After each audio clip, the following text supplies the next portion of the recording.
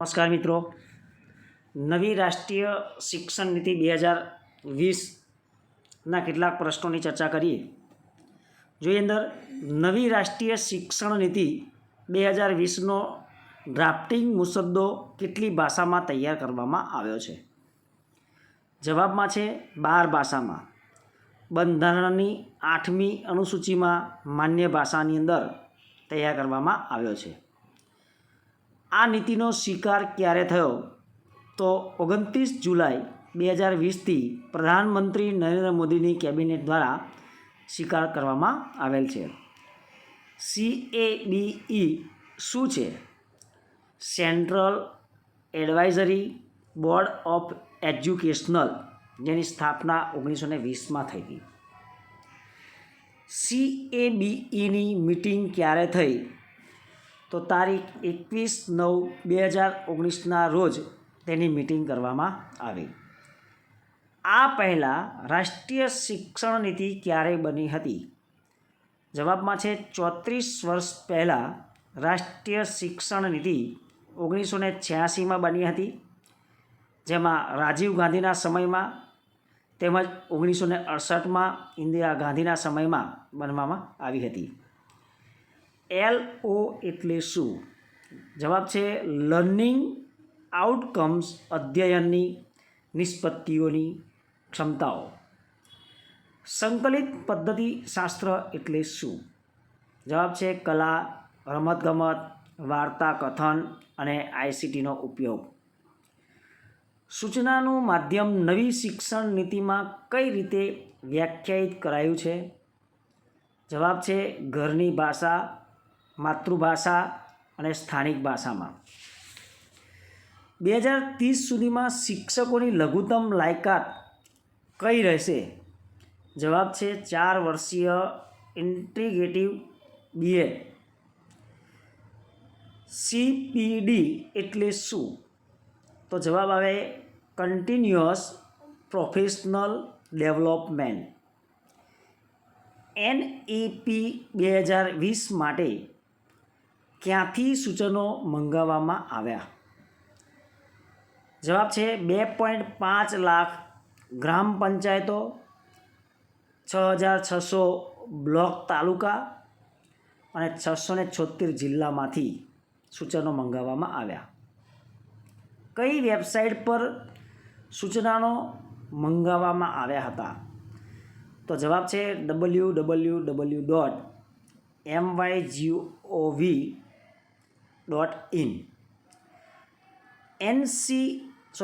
NEP 2020નો હેતુ શું છે? જવાબમાં છે ભારતને જ્ઞાનમાં સુપર પાવર બનાવવાનો. આ નીતિ અનુસાર કયા ધોરણથી વ્યવસાયલક્ષી અભ્યાસક્રમ શરૂ થશે? જવાબ છે ધોરણ 6થી વ્યવસાયલક્ષી તથા કમ્પ્યુટર કોડિંગ શરૂ કરવામાં આવશે. NEP 2020ની તબક્કાવાર અમલવારી કઈ રીતે થશે? 2023, જવાબ છે 2023, 2030 અને 2040. NEP 2020ના મુખ્ય 5 પાયાના સ્તંભો કયા છે? તો જવાબ છે એક્સેસ એટલે કે જોડાણ, ઇક્વિટી એટલે સમાનતા, ક્વોલિટી એટલે ગુણવત્તા, એફોર્ડેબિલિટી એટલે ઉપલબ્ધતા અને એકાઉન્ટેબિલિટી એટલે જવાબદેહિતા.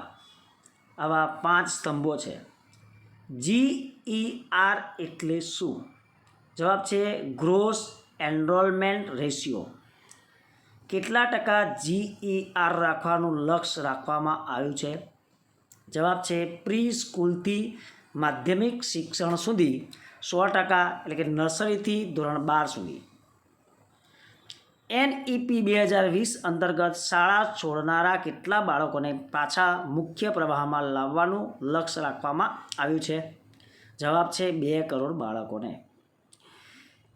NEP 2020 મુજબ ફાઉન્ડેશન સ્ટેજમાં શું હશે? જવાબ 5 એટલે નર્સરીથી ધોરણ 1થી 2 સુધી અને 3 થી 8 વર્ષ ગણી શકાય. પ્રીપેડ સ્ટેજ એટલે શું? એટલે 3 એટલે કે 3 થી 5 ધોરણ, જેમાં 8 થી 11 વર્ષનો સમયગાળો. મિડલ સ્ટેજ એટલે શું? એ પણ 3નો છે, એટલે કે 6 થી 8, જેમાં 11 થી 14 વર્ષના બાળકો. સેકન્ડરી સ્ટેજ એટલે શું? જેની અંદર 4 વર્ષનો સમયગાળો છે, જેમાં 9 થી 12નો સમાવેશ થાય છે, જેની ઉંમર 14 થી 18 વર્ષની હોય છે. માતૃભાષા માધ્યમ વિશે શો ઉલ્લેખ કરવામાં આવ્યો છે? જવાબ છે નર્સરીથી ધોરણ 5 સુધી માતૃભાષામાં અભ્યાસ આપવો. માળખાકીય અભ્યાસની શરૂઆત ક્યારથી કરવામાં આવી? તો જવાબ છે ધોરણ 3થી, એટલે કે સ્થાનિક ભાષા, ગણિત અને પર્યાવરણમાં. ફાઉન્ડેશન સ્ટેજમાં શું શીખવવામાં આવે છે? જવાબ છે પાયાનું શિક્ષણ, રમતગમત દ્વારા પ્રવૃત્તિશીલ શિક્ષણ. મિડલ સ્ટેજમાં શું શીખવવામાં આવે છે? જવાબ છે વિષયવાર જ્ઞાન મેળવવાની જરૂરિયાત. આગળ છે માધ્યમિક સ્ટેજમાં શાના પર ભાર આપવામાં આવ્યો છે? તો જવાબ છે આજીવિકા અને ઉચ્ચ શિક્ષણ માટેની પૂર્વ તૈયારીઓ. ઉચ્ચ અભ્યાસ ક્ષેત્રે હાલ GER રેશિયો કેટલો છે? જવાબમાં છે 26%. આ નીતિ અનુસાર 2035 અને 2040 સુધી ઉચ્ચ અભ્યાસના GERનો રેશિયો કેટલો પહોંચાડવાનો લક્ષ્ય છે? 2035 સુધીમાં 50% અને 2040 સુધીમાં 100%. નેક્સ્ટ પ્રશ્ન છે MHRDનું નવું નામ શું રાખવામાં આવ્યું છે? જવાબ છે શિક્ષણ મંત્રાલય. કોલેજ શિક્ષણ બાબતે શું કહેવાય છે?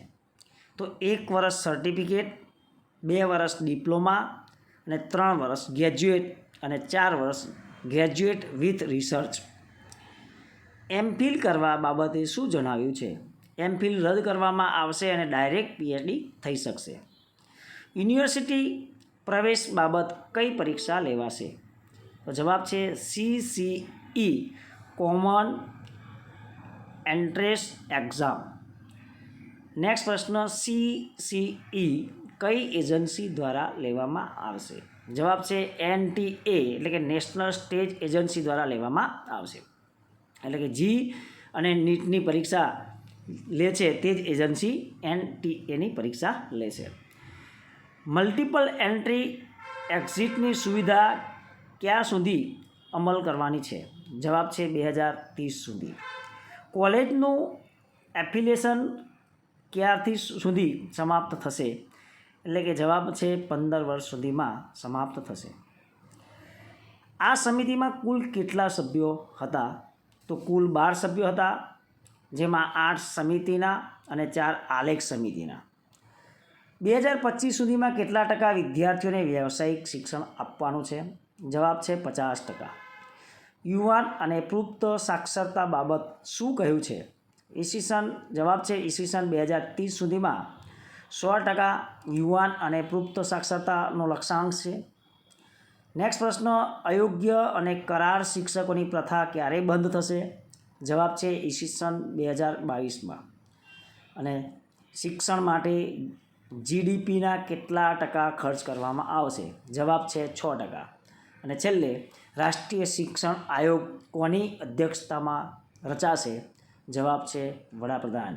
મિત્રો, અહીંયા 2020ના અગાઉ પણ કેટલીક માહિતી આપવામાં આવેલી છે અને આ પણ પ્રશ્ન એ આપણને નવા છે, તેથી આપણા સુધી પહોંચાડવાનો પ્રયત્ન કરવામાં આવેલ છે.